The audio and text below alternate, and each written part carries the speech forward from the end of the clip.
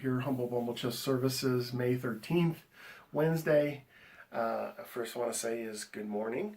And then I want to just talk about a few different subjects today. First is my shirt I'm wearing here, Endgame. It's a line of chess clothing. I really like their stuff. The one criticism I might have is that some of their designs, although they're always beautiful, intricate, and you can tell designed by a serious chess player, some of them are just too dark, and unless you're up close to the shirt, you really can't see the beautiful detail of it.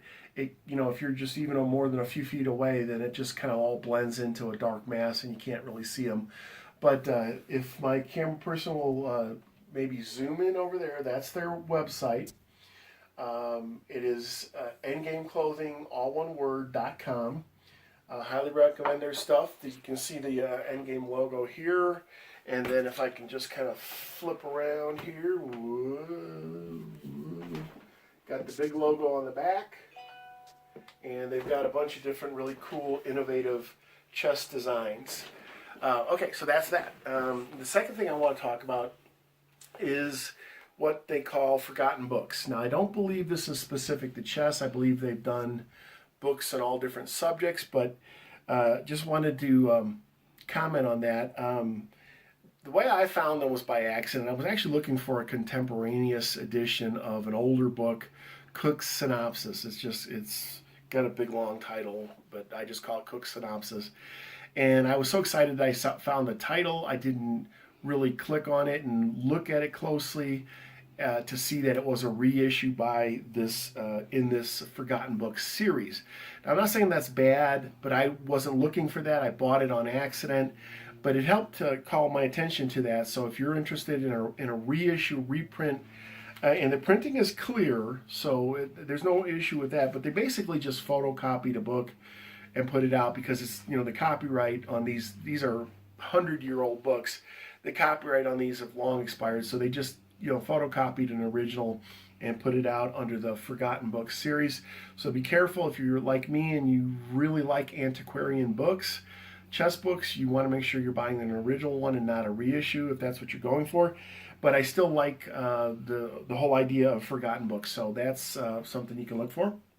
Now I'm going to talk about a subject I had covered earlier with protecting your books, and I had talked about it in terms of a slipcover that you can make yourself. You photocopy the cover of the book, and then you put it on a box, and then your favorite book is very well protected in a slipcover.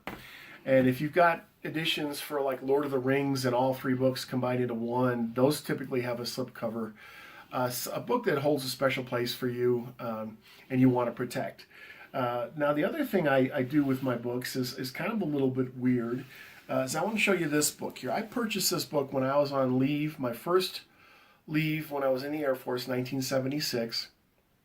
And this book is 44 years old, and it looks pretty good. Now, you can see a little scuffing and a little marked up edges, but for a 44-year-old book that has been through multiple overseas moves and us moving all over the country, looks pretty good. And that's because I covered it with clear vinyl.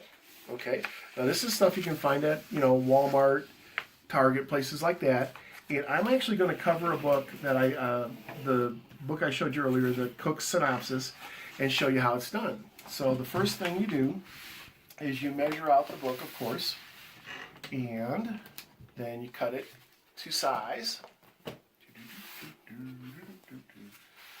So, and all right, so, and it has nice grid lines on it to help you keep your cut straight here.